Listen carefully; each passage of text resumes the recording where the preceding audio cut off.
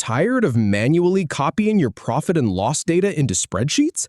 Learn how to export it directly to Zoho Sheet in under 2 minutes.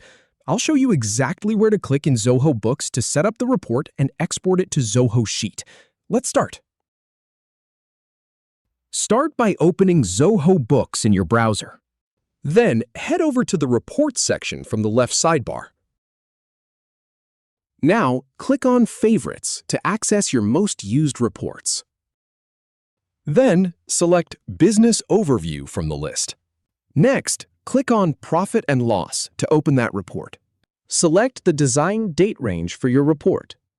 For example, go ahead and click on This Month. Now, choose your preferred accounting method. For instance, click on Cash to use the cash basis. Once that's done, click on Run Report to generate it. After the report loads, click on the Export button.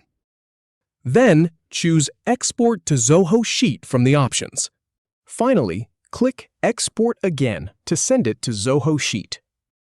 If you have any feedback or if any info is inaccurate, please leave a comment below. We'll do our best to answer or redo the video if needed. Thanks for watching.